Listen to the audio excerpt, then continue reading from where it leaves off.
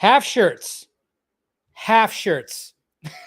It's a Supergirl? I tell you,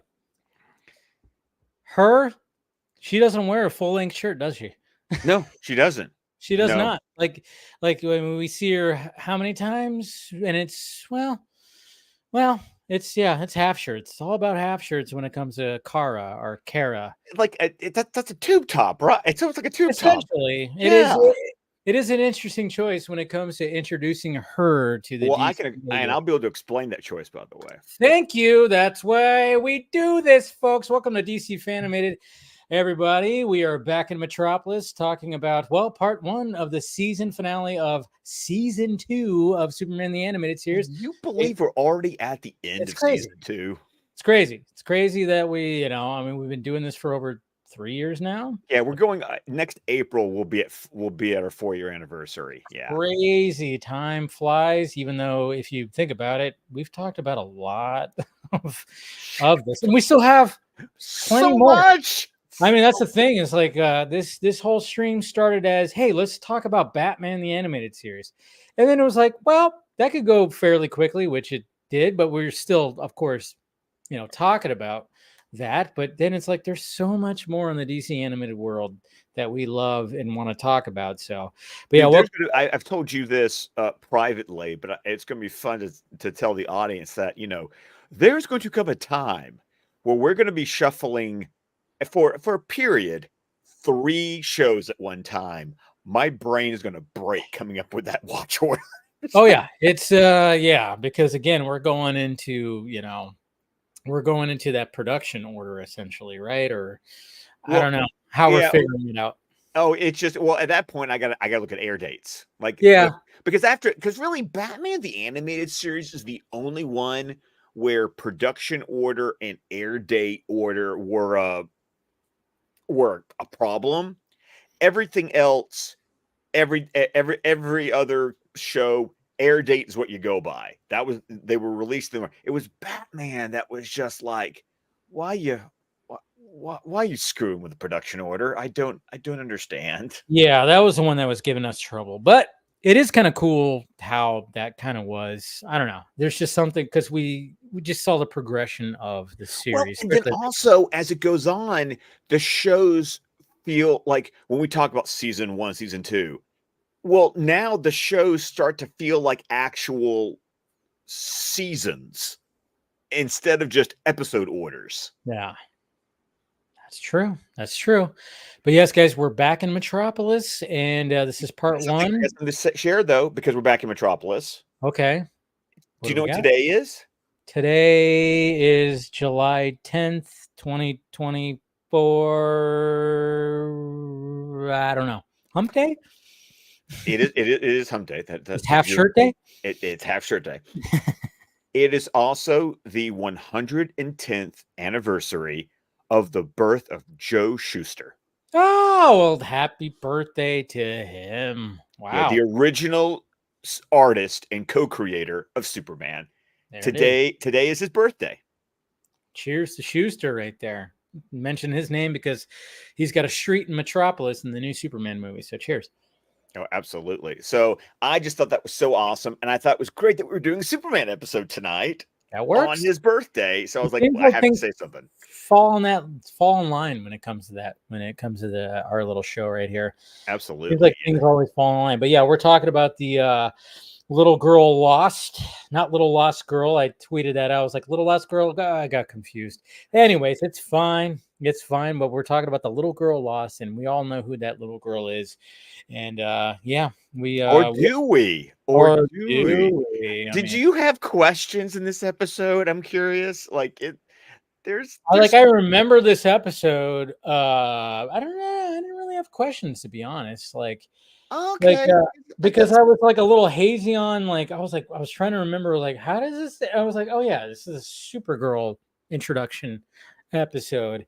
But I don't remember it. I didn't remember it really that much at all, to be honest. I remember little things like when he finds her, and I think I remember her reveal as well to Jimmy. And that's all that kind of rang in my brain when I was rewatching this right now.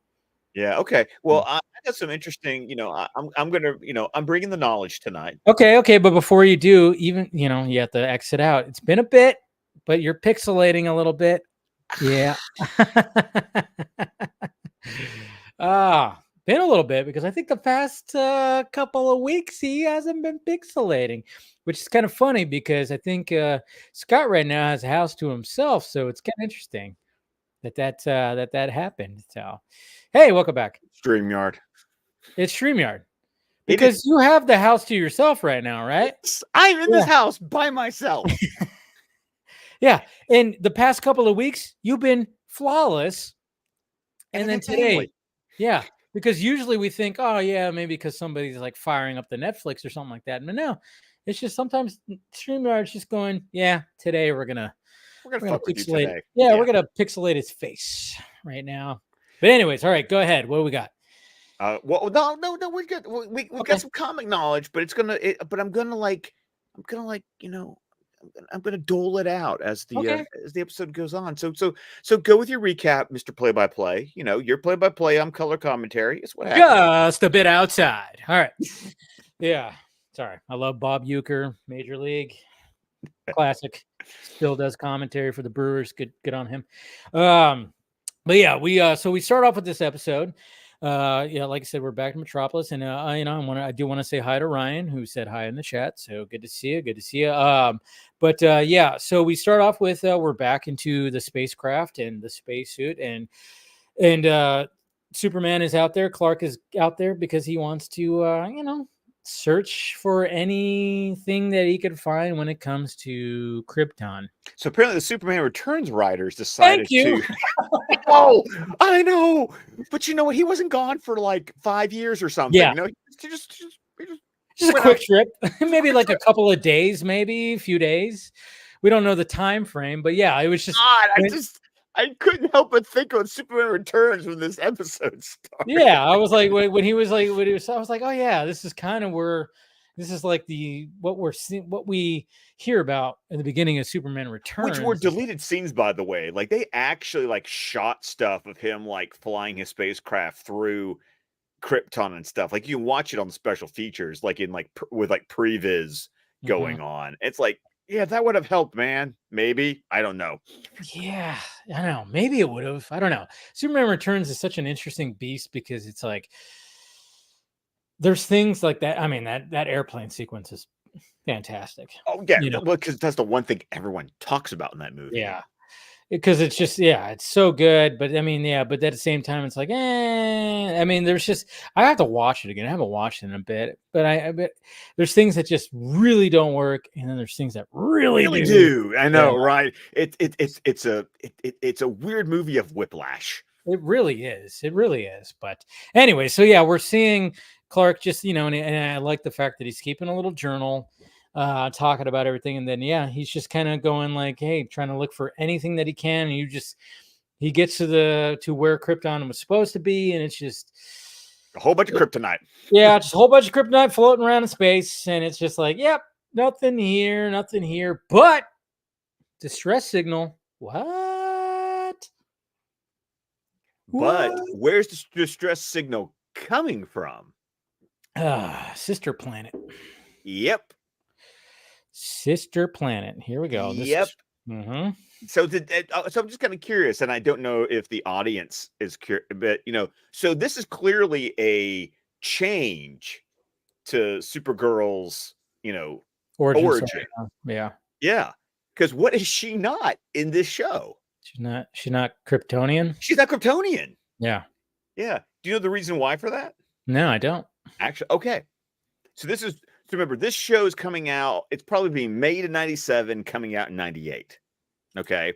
We're in the post-crisis era of DC Comics.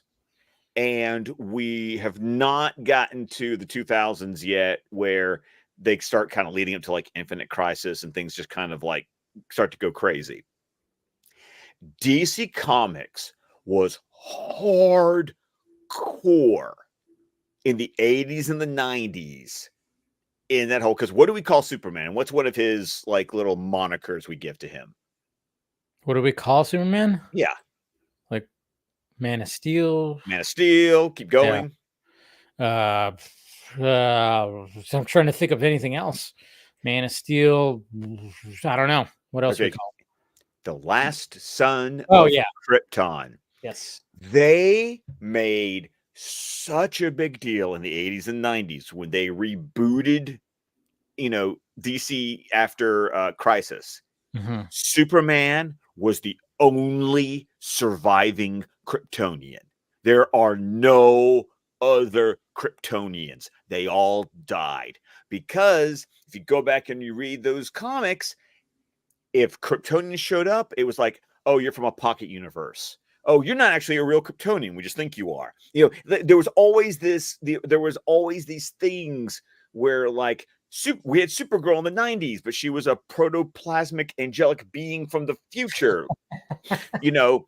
We have Zod and Feora, but they're from a pocket universe. They're not the actual Zod. Like, so there was this whole big deal. So when it came to Superman the Animated Series, DC Comics said she's not Kryptonian.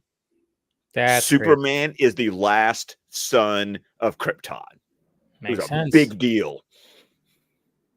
And go ahead and exit out again. You're pixelating again. Damn. Yeah. That is pretty interesting, though. It's like, because if you really want to emphasize that name of Last Son of Krypton, it's like, I think I saw earlier today, or not today, but earlier this week. It's kind of funny you said that too, because like I saw earlier this week that somebody posted, I think it was something with like Mealy Alcock, and somebody posted like, oh, look at that. It's the last daughter of Krypton.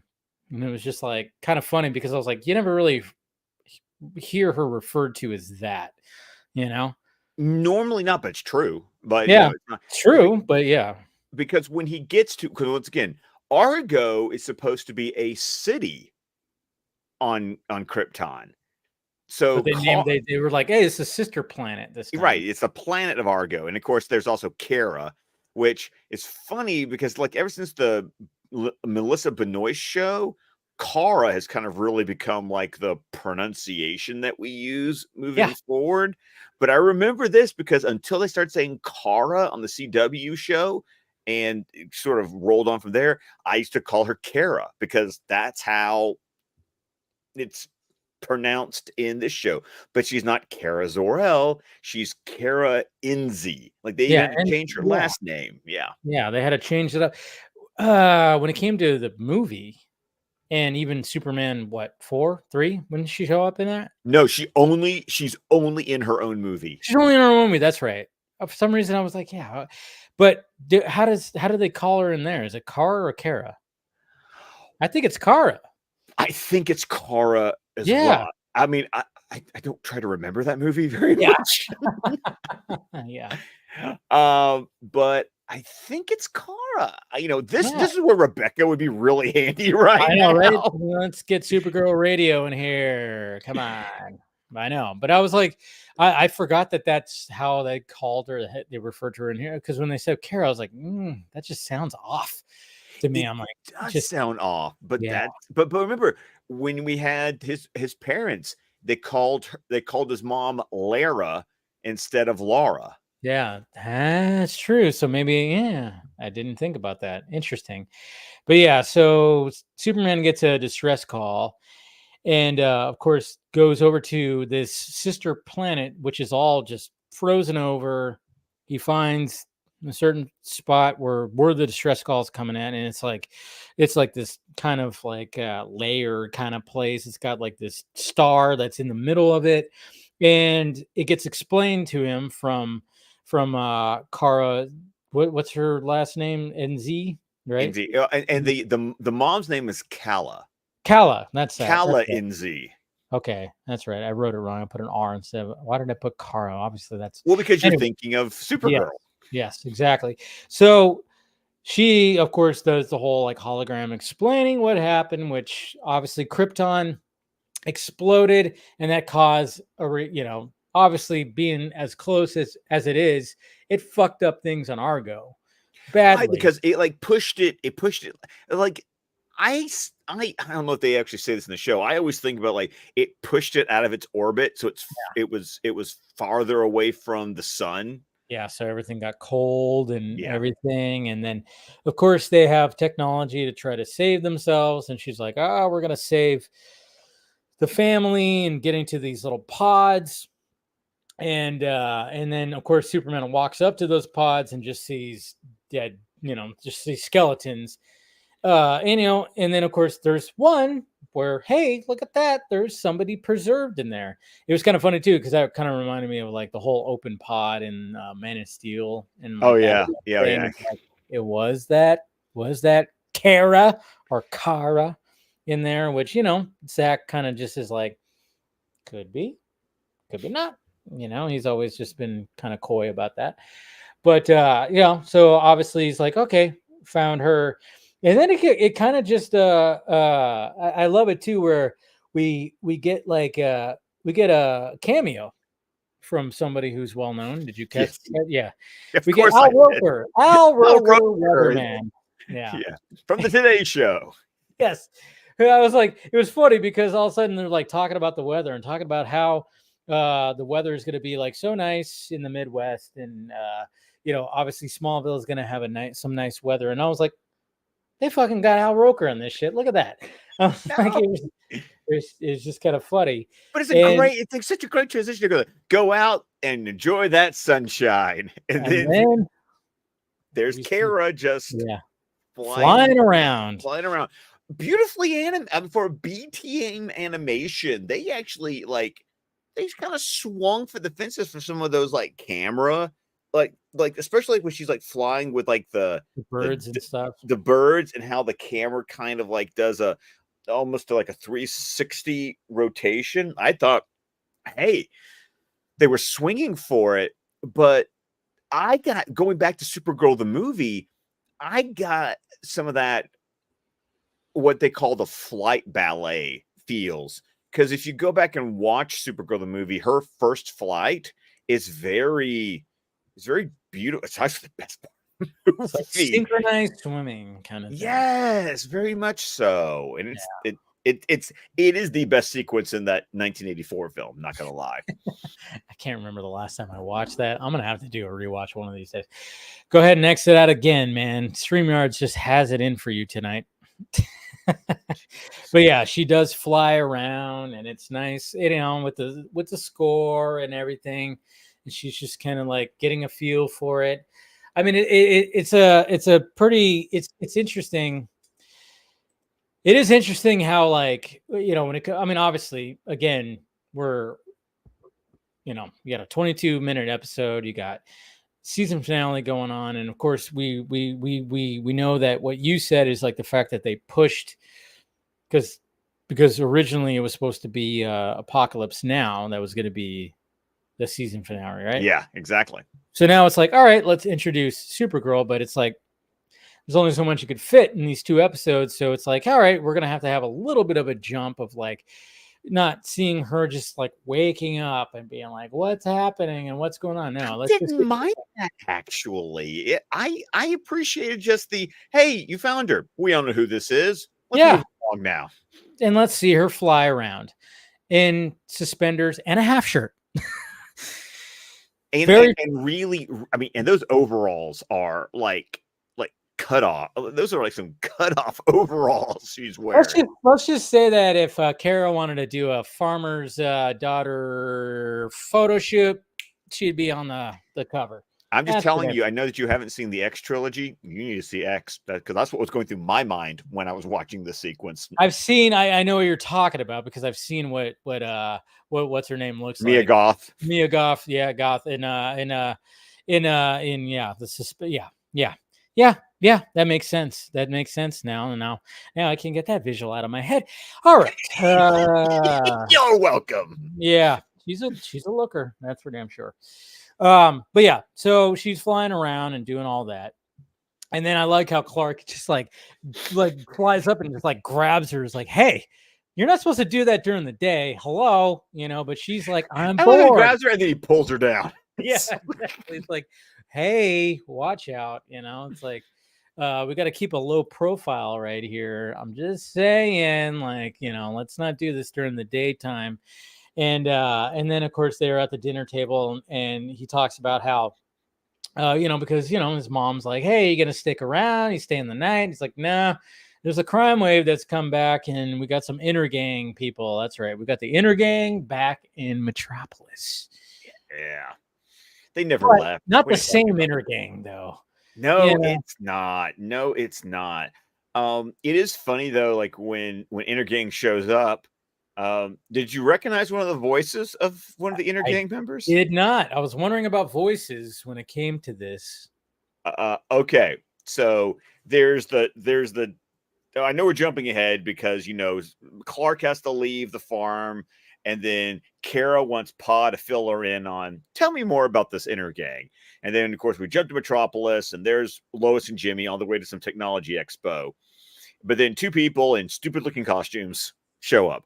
Those characters named floating discs. Yes, those a lot like Mr. Miracle's discs. By the way, I'm just wink, wink. There's apocalypse in this episode.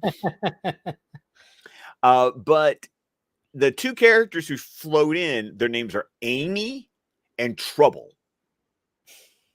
Okay, so the voice of Trouble is Scott Menville. Don't know who that is. I guess you do. Oh, I do? Yeah.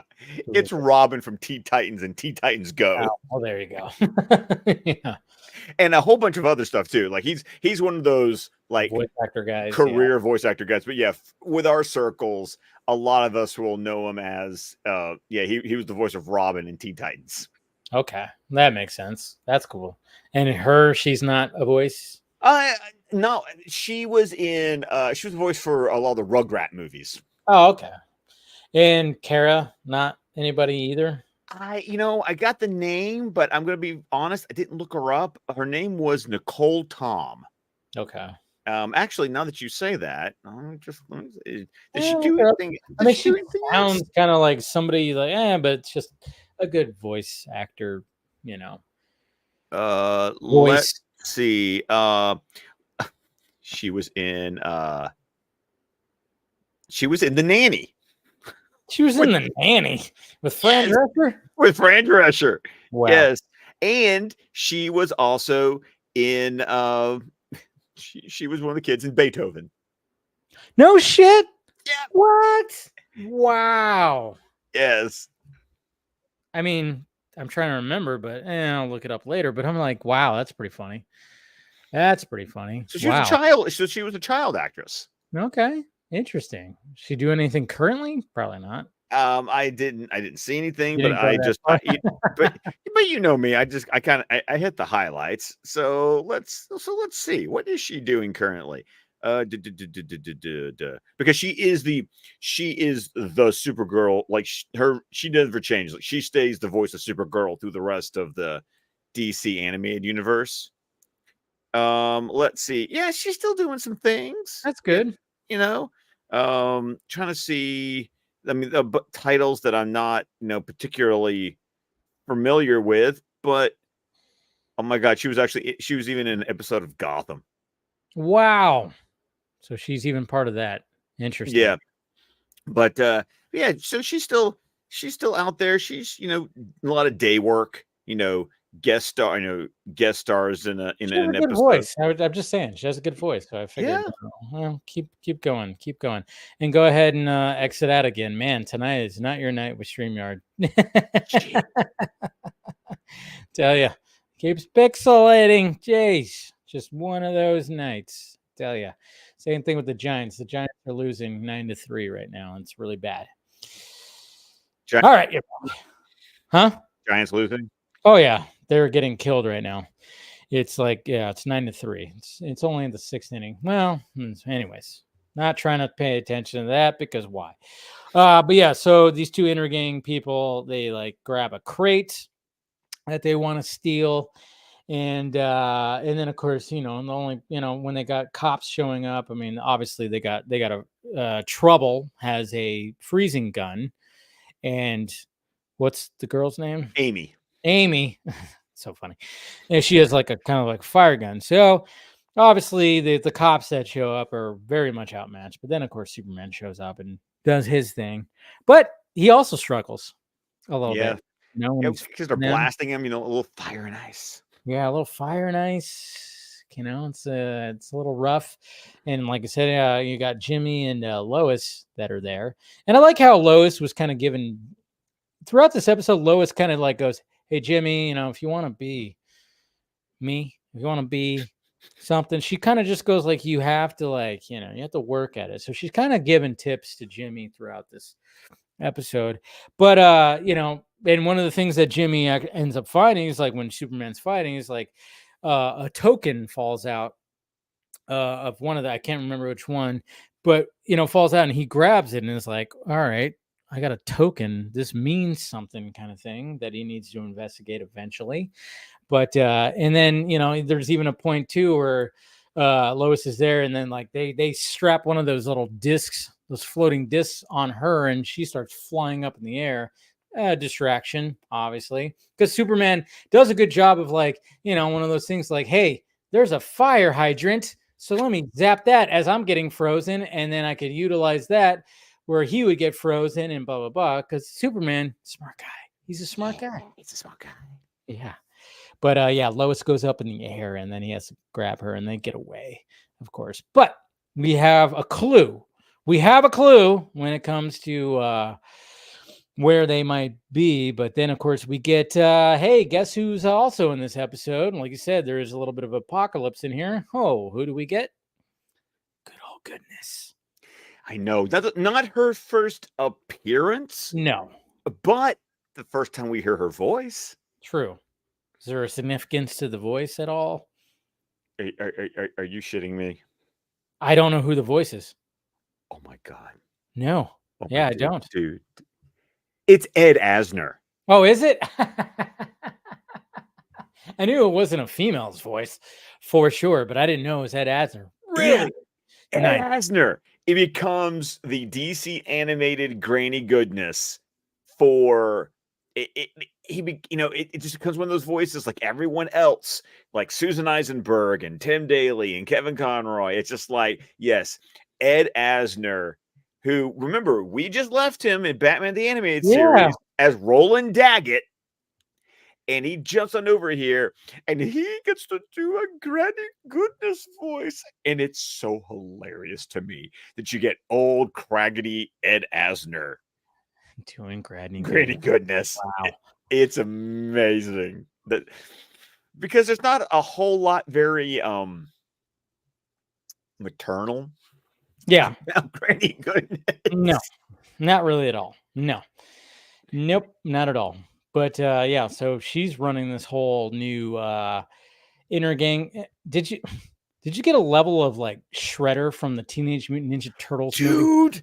I got Shredder from the Teenage Mutant Ninja Turtles, the first movie in 1990. I got like Fannigan and the Artful Dodger from like Oliver Twist. I got what else did I feel? Kind of got a little bit of like the Lost Boys from Hook. Yeah, like them. Oh yeah, I can see that too. But yeah, it's like what else? Oh yeah, but that trope. The trope of like this evil villain person that is just basically going, hey, you troubled teenagers that are out and about, like, I have a place for you. And you know who else it reminds me of? Going back, remember the Underdwellers from Batman the Animated Series? Yeah, that motherfucker. The Sewer King. The Sewer King, yes. Yeah, a little bit of that too, where it's just like, hey, I'm gonna exploit these troubled teens and make them work for me for my benefit. And yeah, that's exactly what Granny Goodness is doing right now. Because Granny loves you. And then of course we're when we see all that, and then we get back to the Daily Planet, and then we get Clark Kent's cousin showing up. Yeah, and this look is important, by the way. Of course, I love it. How did you recognize me through my disguise? I just love it. Clark's like, are you kidding me? Yeah. Are you Kind of serious? like a jab at all that, yeah. But that disguise is clearly an homage to Kara's comic secret identity of Linda Danvers, because she would wear, and this happens in the going back to the Supergirl movie. You know, they put a brunette Yeah. wig on her and put some glasses on her, and you know that because in the comics that was Supergirl's secret identity was I'm Linda Danvers. And it was kind of fun. They put a little brunette wig on her and they put glasses on her. Now she looks incredibly hot, you know, which is not what Linda Danvers, you know, looked like in the comics. But still, I saw where they were going with this, and I was just like, hey, good on you. That's kind of some classic Supergirl there.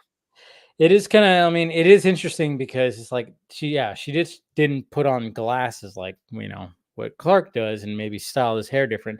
I mean, the fact that they go on like, hey, let's make her a brunette instead of blonde. It's like, yeah, I mean, that helps. But at the same time, it's like, man, to like, that's just like a whole other level of like, of secret identity of like imagine just like trying to always having that wig on. I mean, you really can't do. I mean, they didn't. I mean, I didn't really watch Supergirl that much. They didn't do that with her. Obviously, they just put the glasses on her, right? Yeah, exactly. Like just like, oh, I wonder who you are. Yeah, kind of thing. Put your hair up. Maybe that'll help. I mean, it does. But yeah, so she shows up, and yeah, I like how she says that. She's like, "How did you recognize?" It's like, come on, really? You know, he's gonna recognize, of course. And then I like how she's called Karen. She's the new intern, you know, kind of thing. Like, oh, at least that's what she tries. That's what she tells Jimmy when all that stuff is like going down, when it's like trying to get to Intergang, because obviously Jimmy is like, hey, I'm gonna like, you know, obviously he's telling Lois like, hey, we gotta like investigate this, and Lois is just not having it. She's like, no, you know, if you want to do that, investigate all that, fine, sure, whatever. And of course, Kara like hears that and is like, hey, I want to be involved. That's why I came here. So, and naturally, she's just, I mean, she took the wig off, she took everything off, and now she's just Kara, no, you know, in a half shirt still, but you know, with a jacket on and some, you know, nice clothing, whatever the hell. But I mean, of course, Jimmy's going to be Very like, 90s looking, by the way. Like, yeah. yeah. But of course, Jimmy's already like, I'm in love kind of thing, where it's like, but it's kind of funny too, because Clark has a line and goes, because Lois is like dealing with Jimmy, and Lois is like, you want to deal with him? He's like, I've dealt with teenagers already. So it's like he's already had his handful because he's already dealt with Kara. So it's like, all right, so perfect. Let's team them two together. And of course, Jimmy, being, you know, any normal heterosexual male, is going to be like, oh yeah, her, sure, Her, yes, mm-hmm. yes, this cute little blonde with a half shirt, yes. Let's follow. Yeah, you can join me, and we're gonna go and find where this token comes from, because he knows, you know, it's a cool little story point, because obviously he's young. He knows that it's an arcade. Remember, there were these things, kids, called arcades, where you actually had to go to play your favorite video game, as opposed to sitting on your couch eating Cheez-Its and waiting for it to download. Yeah. You actually had to go to the arcade. And you had to go to a place. You had to go to a place. Man, I miss arcades. I do too, man. Those are fun. Those are fun, man. Arcades are fun. Especially when you wanted to play, like, you knew like a certain video game was there. You're like, oh, we're gonna go play Teenage Mutant Ninja Turtles, the arcade game, or Terminator 2, the arcade. Anytime when they named a video game the arcade game, you're like, oh, this shit's like intense. You know it is. X-Men, the arcade game. Yeah. Simpsons, you had. I mean, there was just, but I mean, I remember Teenage Mutant Ninja Turtles was the shit. Like when it came to like when the arcade and Turtles in Time. Both. Oh yeah, Turtles in Time also fantastic. But I mean, that you went to the arcade to play those specific games, and there was just so many. And then of course, you know, like I said, there was Terminator. I remember Terminator 2, the arcade game was crazy, because you had like you just literally were like up and you held the gun and you were just you were in the fucking future, just shooting fucking T-800s. And there was a putt golf place that's where I would play. Yeah. That I play that. I also remember. Do you remember it was called the Star Wars trilogy? But it was like you sat down and you had like the yoke, in the X-wing or in the speeders on Hoth. Yeah, yep. I would go to Walmart for that one. That was where that one was. Yeah, so many fun. And there was a Jurassic Park one too, where you were like sitting. Oh, and it actually moved. Like the seat moved. It was so fun, man. So many, so many good By the times. way, when you come back to Alabama, there's a place where they have all of these. Oh yeah, we're going. Oh yeah, fuck yeah, dude. Oh yeah, there's a place like where my mom lives, like in the town that she is. There's a vintage arcade place there. It's fucking great. There's actually a place over here too, in this where that has like a bunch of, oh man, I was in heaven because I went there. This was probably like last year. I gotta go again. Man, and you just walk in and they just got all the vintage stuff, and there's like a row of pinball machines. Yeah, my place too. Because it's like you play like a flat fee and it's like unlimited play for the entire day. Oh. So good, so great. Anyways, we're just getting a little nostalgic right now, but so they go downtown and try to find which arcade, try to match it up with the token. They find it, and then of course they see Trouble and Amy that are in this arcade, and they're wearing long trench coats. Like that's going to actually cover up the really stupid looking jumpsuits they're wearing. I mean, yeah, it's so funny because obviously she could see through it and sees that they're, he's packing some fucking crazy, weird, apocalyptic technology that's strapped to his ass. And then she tells Jimmy like, hey, he's packing like a laser gun here. And of course that whole thing of like, how did you see that from here kind of thing? And, oh, his jacket just open, that whole thing. The little cover up. But so then of course, and then I'm sorry, I just had a dirty joke come to mind. I'm sorry. Oh, what? Go ahead. His jacket opened up. Do you want to see his ray gun? I'm just zing. He's flashing. No. No, he's not in this episode. No, that was that's right. Forgot about that. Yeah. Right. So this is where you really get into obviously they get into the hideout, and that's where you really get a taste of like, oh yeah, it's kind of like Teenage Mutant Ninja Turtles, because it's like, oh yeah, Granny Goodness is definitely like recruiting these young people.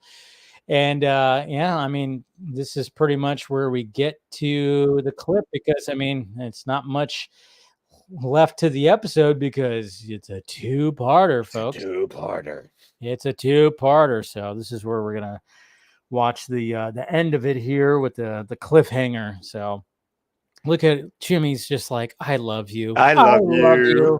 Look at your bangs and your, I mean, come on. And the hair braid. Yeah. The hair band. I'm sorry, that's not a braid. I didn't see how they opened the door. Did you see it? Yeah, I think it was right here. Yeah. Let me just, lift the whole thing up. Come on. Like it's a garage door. Right. Oops. Don't even blink. Don't even blink. Now, why have you nosy little mice come calling? Do you hear it now? By the Yeah, way? I hear it now. I knew it was like somebody significant, but Intergang was back in biz. And you knew it was a guy. Yeah, I knew it wasn't a. Yeah, definitely. Bingo. That's a callback from an earlier thing. I seek out the lost little lambs society has cruelly abandoned.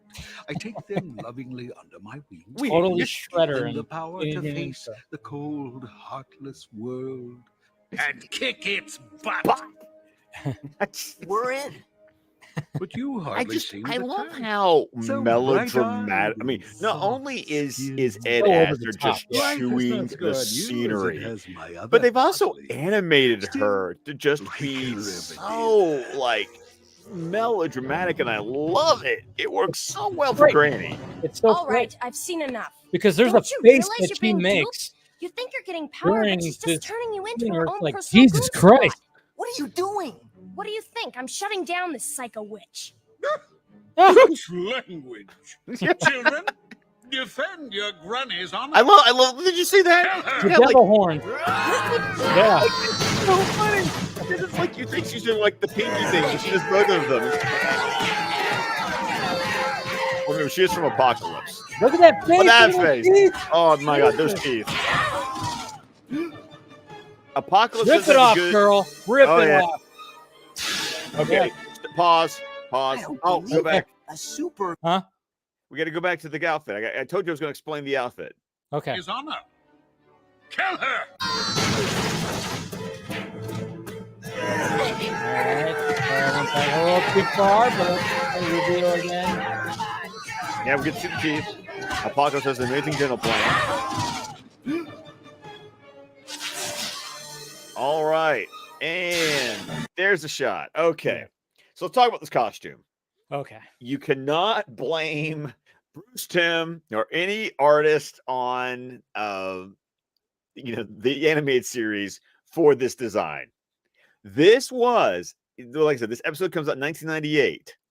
This was Supergirl's costume contemporarily in the comics. Okay. Yeah, I remember her look like this. Yes. Yeah, so this is literally, they drew her to look exactly the way she looked at the comics at the time.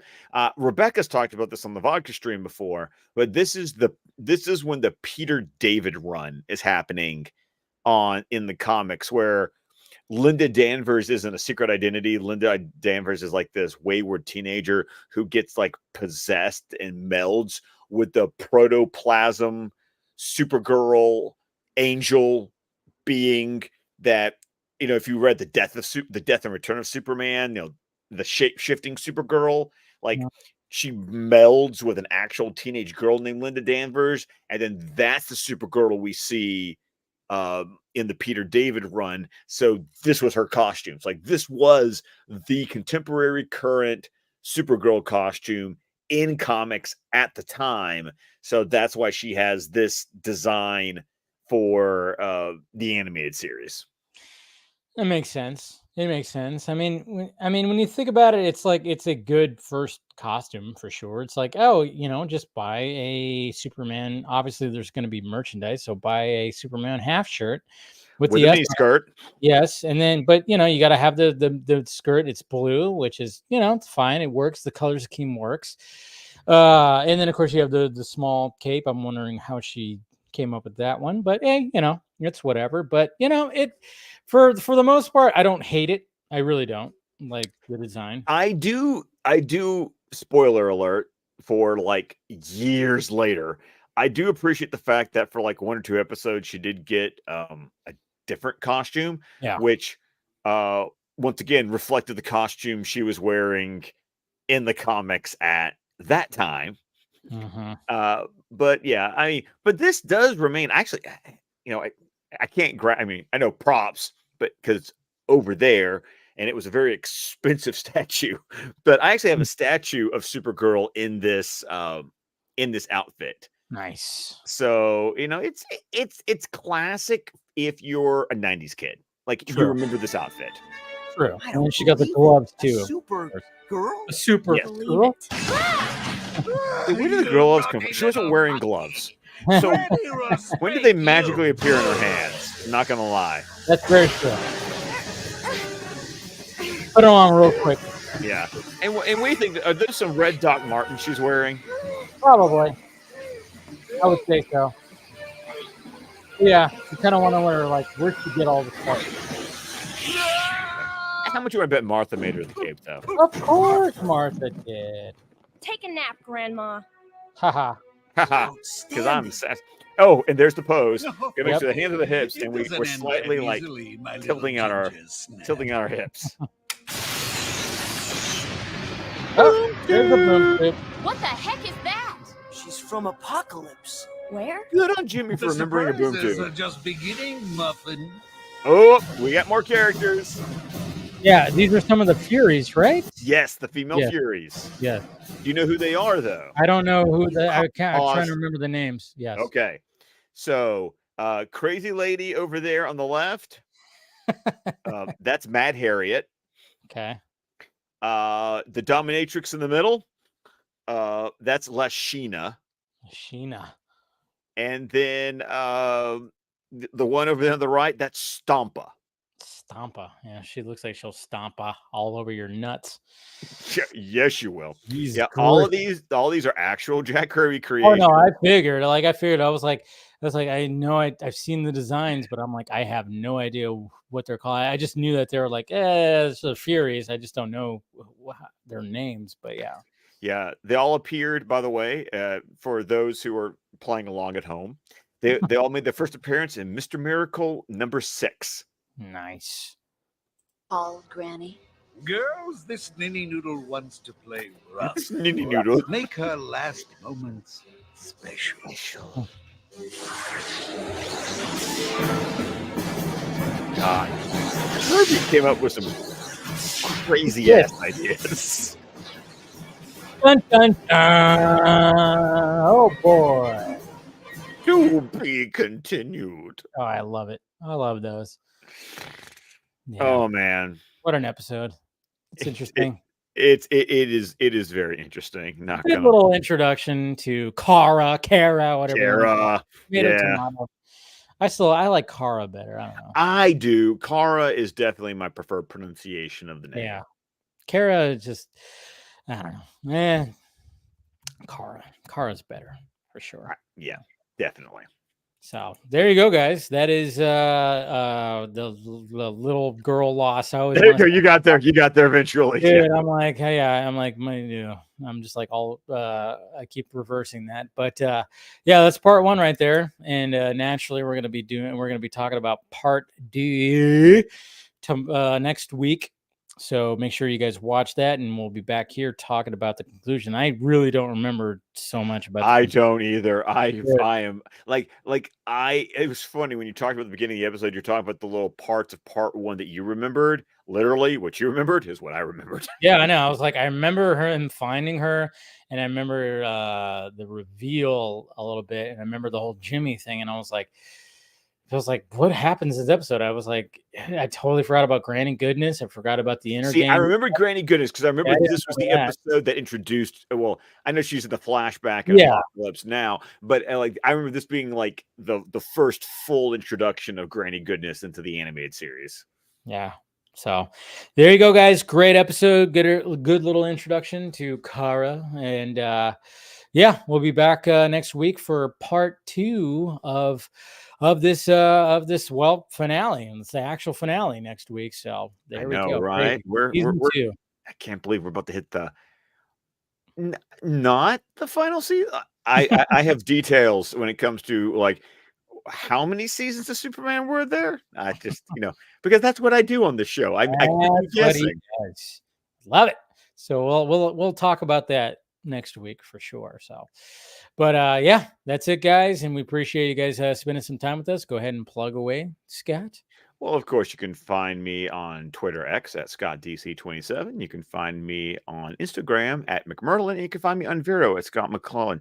You can find my podcast, the DC Squadcast, wherever podcasts can be found. We're on Vero, Facebook, and on YouTube, which if you head on over to the Squadcast Media YouTube channel, you can also find my video review, not only of the now in theaters released Maxine, but I did a first-time watch of the entire X trilogy. So here are my thoughts on X, Pearl, and Maxine over at Squadcast Media YouTube. There you go. Check it out, guys, and smash that like, thumbs up, subscribe. We'll see you guys Friday for the Vodka stream, and we love you. We'll see you next week to talk about part 2 of this story right here. All right. Love you. Talk to you later.